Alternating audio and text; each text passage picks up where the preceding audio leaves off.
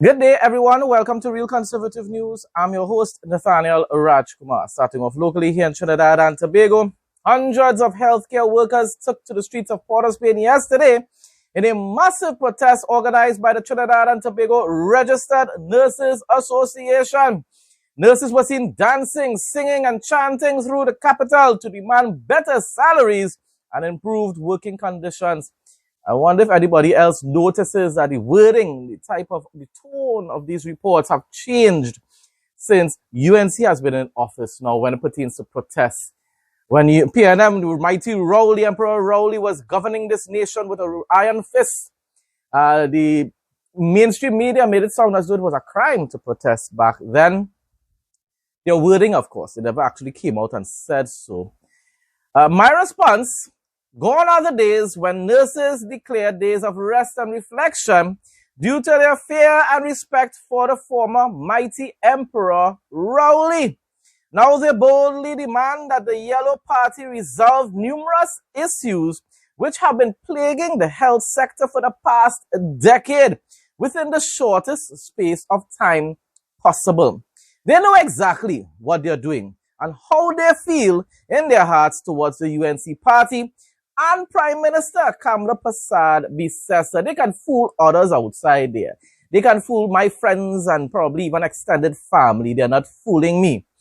All I will tell them is that looks can be deceiving. You're looking at Prime Minister Kamla Persad-Bissessar and you think as though you can just walk all over her. Don't think for a moment that Prime Minister Kamla will ever submit to acts of intimidation. Now, individuals read that online and assume that I meant that Kamla Persad-Bissessar won't negotiate or the administration won't negotiate with the nurses here in Trinidad and Tobago and the public servants. That's not what I'm saying. You did not use intimidation when PNM was in office, but you're trying to intimidate this government into giving you what you want when you want. And that's the problem about it, is the timing. You're acting as though, look at the public servants. They receive a certain amount of benefits. Everyone cannot receive the benefits at the same time. The UNC cannot fix everything that was left undone and was neglected and abandoned by the PNM. From 2015 people until 2025, you want UNC to come into office now and resolve all those issues within months, within their first year in government. That is being ridiculous. It's being unfair. And it shows that a lot of these patriots are still being used by the PNM and the PNM media to be authors of confusion. As you see a blue, as you see a blue, as you see a black, you see a healthcare workers are on the streets. The last time that healthcare workers go to the streets of Trinidad and Tobago, 1970, the Black Power Revolution. In 1981, workers again took to the streets of Port of Spain. St. John's healthcare providers, Royal State healthcare workers, San Fernando healthcare workers, Tobago healthcare workers, San Miguel healthcare workers, Arriba healthcare providers, Point Fortin healthcare providers, Menaro healthcare providers. We are all here together, standing in unity, side by side.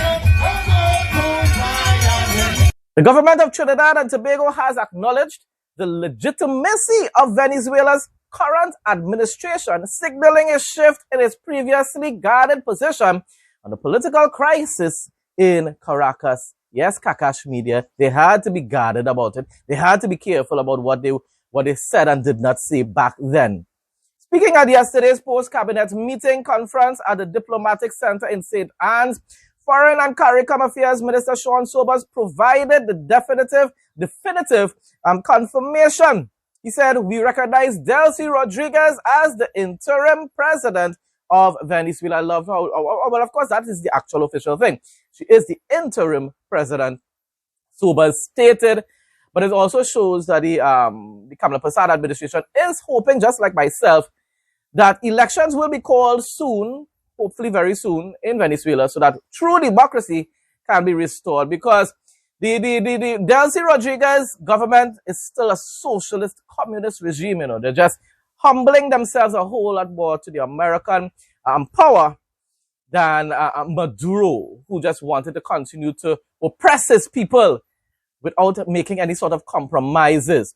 This statement marks a departure from months of reflection by government officials on the issue of recognition for Rodriguez. And of course, the Kakash media wanted the government to just say, amen, we embrace Delcy Rodriguez, before we found out what was taking place between America and Venezuela and this regime, this administration. Rodriguez assumed the role of interim president earlier this year, following the arrest of Nicolas Maduro by the U.S. military in a transition that has since drawn varying levels of international recognition and scrutiny. Scrutiny and, of course, condemnation by the socialist leftist radicals throughout the world. Not the conservatives, not those that have common sense and value Western civilization and democracy. My response, yes, Kakash. The government made the wise decision to wait for diplomatic relations between the USA and Venezuela to be normalized before recognizing the Delcy regime as legitimate, because our relationship with America matters the most. Contrary to what you believe, neither PNM nor the UNC or any other political party would have been able to restore prosperity in Trinidad and Tobago if we ended up being sanctioned by the great United States of America, and they would have been right, justified in placing sanctions upon us if we decided to go behind their backs and make any types of deals with the socialist, autocratic, and communist Maduro regime, or even if Delcy was still rebelling against America and we decided to go and make some type of deal with her, we would have ended up standing the consequences for those actions. It's all about using wisdom and timing, my dear people. Minister of Rural Development and Local Government Khadija Amin made the declaration at yesterday's sitting of the House of Representatives, stating that no request was made for funding for the celebrations. She added that the Ministry of Culture and Community Development, along with private sponsors, will cover certain aspects of the events to help bridge any shortfall. So they're still going to assist that regional corporation. She also noted that at a meeting with all 14 municipalities on Wednesday, representatives from the Point Fortin Borough Corporation instead requested financial assistance to address outstanding obligations, including pensions and gratuities, as well as arrears owed to Trinidad and Tobago Electricity Commission over the past, 3 years. Who was in office for the past 3 years? PNM. And therefore, this is even more evidence, people, more evidence that the PNM was underfunding city corporations, regional corporations, borough corporations for umpteen years. Well, 10 years and 9.5 years. But I mean, they have been neglecting their duties and stuff like that for the whole history of Trinidad and Tobago's independence. Mr. Speaker, in spite of what those on the other side would want the public to believe, Point Fortin Borough Day celebrations is on. All right. We are working with private sponsors together with the Point Fortin community and Point Fortin. All our budget days, Borough Day celebrations are on. The Ministry of Culture, via the Best Village Office, is collaborating to deal with some of the events on the borough calendar. And of course, members of the public from throughout Trinidad are free to come to Point Fortin, to go to Point Fortin. As a matter of fact, as we speak, the Member of Parliament for Point Fortin, MP Kiza, is on his way from a launch in Point Fortin. There will be an official meeting between the Mayor and the Member of Parliament for Point Fortin to be held tomorrow, Saturday, at 9:30 a.m. because they have an entire calendar of events which time would not permit me to call out today that they will be collaborating on as they go forward.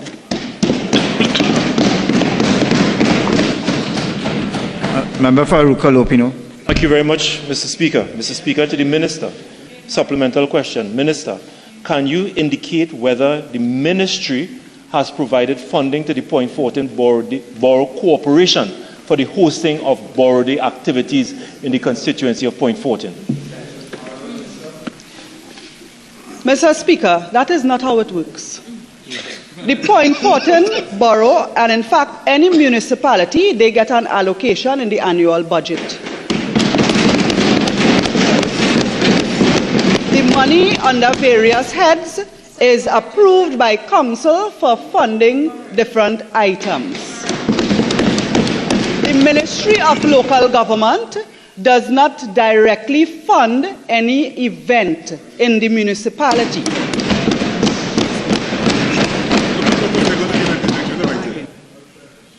Member for Rima.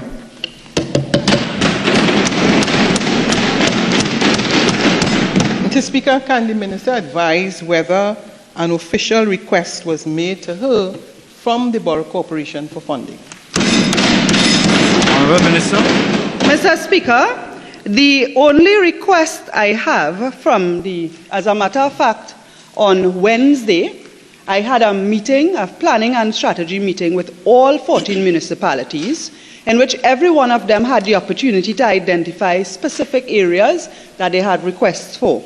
The only request for Point Fortin Borough that they made at that meeting was to meet a shortfall for pensions and gratuities because of short allocations under the previous government, and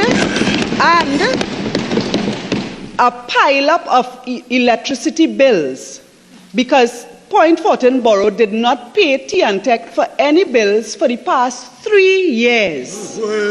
And therefore, I am working with them to manage that, as with several other corporations who are in millions of dollars of debt, to ensure that despite the shortfall in allocations under the previous administration, we are doing serious debt management, so that they must focus on priority areas to deliver to the people and treat with the issues that corporations are legally responsible for in terms of priority.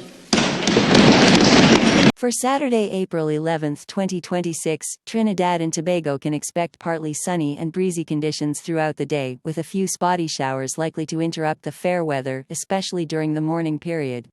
Daily highlights. Temperatures. Highs are expected to reach 29 degrees Celsius to 31 degrees Celsius, with overnight lows around 23 degrees Celsius to 24 degrees Celsius. Haziness. A slight haze may be present in the atmosphere. Heat index. The feels like temperature is forecast to be as high as 34 degrees Celsius. Marine conditions. Seas are expected to be slight to moderate, with waves in open waters between 1.5 meters to 2.0 meters. Wind, generally from the northeast to east-southeast at speeds of 5 to 35 kilometers per hour. UV index. The maximum UV index is forecast to be 9, which is very high. Sunrise to sunset, 5:53 a.m. to 6:14 p.m. Tide times for Saturday, April 11th. Port of Spain, Trinidad. Low tide, 4:24 a.m. High tide, 10:48 a.m. Low tide, 6:09 p.m.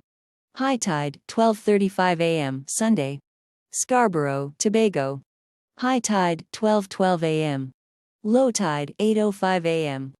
High tide, 1:58 p.m. Low tide, 6:22 p.m. Regional news now. Years after mass bands were promised a permanent home in St. Vincent and the Grenadines, band leader and representative of Carnival Bands Association, Alvin Ali Cadogan, remains hopeful that the new government will deliver for the hard-working men and women involved in the various mass bands. Speaking at the media launch on Tuesday for Vinci Mass 2026, Cadogan said that for decades, mass bands have struggled to put together a proper showcase on the road for Carnival. Cadogan noted that there are 15 registered costume bands in St. Vincent and the Grenadines, with some operating from scattered locations. We operate under the poorest condition in this country, as in rundown buildings without proper facilities, except for 2 mass bands who have a place to call home. And this is not to say we are not searching for our own place, But we are hoping for this year we can have a signed document from the government for a place to call our own. We produce the best of the best for Vinci Mass, even if we are operating under the worst conditions in St. Vincent. We love the art form, and we love to see Vinci Mass on the world map as the best festival in the Caribbean. We're inviting you, the business sector, to visit these mass bands to see for yourself. There is prevailing thoughts among many that mass makes the most money during the carnival celebration. But I can tell you, not even the party bands do. It costs between $8,000 to $20,000 or more to put a music truck on the road, not to mention security, food, drinks, etc. We depend on the government and the Carnival Development Corporation, CDC, and some of the faithful business sectors to assist. We cannot do this without the input of the corporate sector to make this festival bigger and better. Your input could be in cash or kind, and it will help the festival. The mayor of Spanish Town and chairman of the St. Catherine Municipal Corporation in Jamaica, Norman Scott, has announced a 2-month extension of the building permit amnesty program for the parish, giving householders additional time to regularize unauthorized structures. Get it fixed. The amnesty, which targets persons who breach regulations by constructing buildings without approved plans, will now run until May 31st, 2026. Scott said the response from residents has been encouraging. According to the mayor, the extension was necessary as the building plan approval process can be time-consuming, and the additional period will allow more homeowners to comply with the legal requirements. Hopefully those legal requirements ensure that their homes could probably withstand a hurricane in the future. But if it is you want poor people especially to be able to build their homes in a way that could withstand hurricanes and floods, then the government needs to assist them, people, because poor people can't afford that on their own. Attorney General and Legal Affairs Minister Anil Nandlal Senior Counsel has announced sweeping plans to review Guyana's public procurement framework and standard government contracts. Government, Earth and Alley Administration, holding themselves and all accountable. The move signals a major policy shift aimed at strengthening accountability and aligning the country with internationally recognized standards. Project Frustration. Prime Minister Philip Davis admitted to reporters that he was frustrated with the process to redevelop the Grand Lucayan Resort, while lauding a new arrangement between Concord Wilshire and CTL Maritime, a subsidiary of MSC Cruises SA, to inject life into the beleaguered hotel. It marks a shift in tone from his early defense of the project and its developers, when he maintained that work was ongoing and that the development of the scale would take time. This frustration echoes sentiments among Grand Bahamians, as there has been little visible movement on a project widely viewed as critical to the island's economy. The announcement comes nearly 1 year after the Davis administration signed a $120 million, look at that amount of money, heads of agreement with Concord Wilshire for the hotel's redevelopment in May 2025. You know why he's concerned now? Election season is here. Well, there in Bahamas. Well, as I always indicated, Concord has been working on this project. It doesn't happen overnight. And I'm pleased to see the progress he's now making. I was a bit frustrated for quite a while because movement was slow. But as I always said, patience is a virtue that brings success. Vehicle owners and operators can expect an easier time doing business at the Barbados Licensing Authority with introduction of a full online vehicle registration and expanded digital payment services. Chief Licensing Officer Trika McCarthy Brooms revealed on Thursday. That's good news. Once again, it's kind of, surprising to me that so much good news comes out of Barbados. But you see, a lot of the times you just look at these leaders and you say, well, this one is a globalist and a leftist and whatsoever. It doesn't mean that all the time they're going to be governing their countries badly. It's just that they have certain types of principles that myself as a Christian conservative will not agree with. International news now. The New York Times reported that Iran cannot locate the sea mines it planted in the vital Strait of Hormuz, according to U.S. officials. That's why shipping remains choked off despite Tehran's supposed agreement to reopen the route. The person that posted this online, I think is President Trump for president or something like that. I can't remember what's the name of the page properly.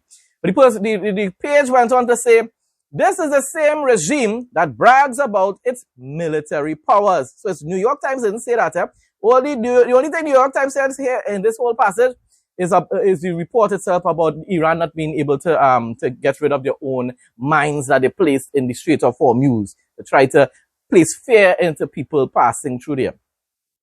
So the person went on to say, this is the same regime that brags about its military prowess. They scatter deadly mines across one of the world's most critical oil checkpoints, carrying 20% of global supply, then admit technical limitations while ships risk collision. It's pathetic. America's allies should step up and deploy minesweepers immediately to clear the mess Iran created. I agree with this, 100% correct. The IRGC lacks the skill or equipment to handle its own weapons safely, leaving safe passages uncertain and global energy markets in a limbo. A fragile ceasefire hangs in the balance after U.S. strikes took out Iranian mine layers. Tomorrow in Pakistan, well, today actually in Pakistan, Vice President J.D. Vance will sit down for negotiations and drive this point home. Open the strait fully or face real consequences. President Trump has made it clear, no more games. The world needs free passage through Hormuz, not excuses from a bumbling regime that can't even track its own floating bombs. The end to the chaos and restore time to end the chaos and restore American strength in the region. Approximately 48 hours ago, during Israel's ongoing military campaign in Lebanon against Hezbollah, well, now it's more than 48 hours, reports began to surface of a highly sophisticated operation known as Eternal Darkness. The strikes are believed to have taken place within a very narrow time window, approximately 10 minutes. All that was done within that short space of time, likely during the early morning hours, maximizing operational surprise.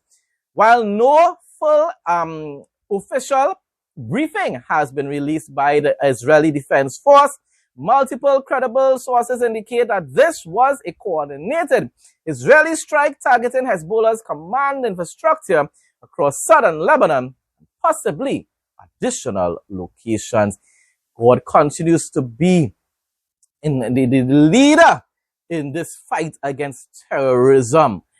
He uses people, he uses kings, he uses different servants throughout the Bible, and he's still using it today, even with the Israeli Defense Force, to protect the nation of Israel and the rest of the world from these radical jihadists. Now, for the interesting fact segment, a Chick-fil-A employee found nearly $10,000 in cash in the restaurant's bathroom, and instead of pocketing it, he helped return it to the owner. His reasoning? It's what Jesus would do. That's not what Jesus would have done, he said. That's not what God would have wanted, taking it, of course. That's what he was saying. Money is useless without character. He's correct about that. His name is Jaden Cintron. Well done, well done. Now, of course, in this era that we're living in, where there's so much of cameras, it would have been very easy to be able to try to figure out who the individual was that was the owner of that bag or whatsoever that had the money in it. But a lot of other individuals would have said, you know what, we don't really care about the cameras or nothing like that. And the person left it, we're not stealing it, so we are taking it. This person made the right decision.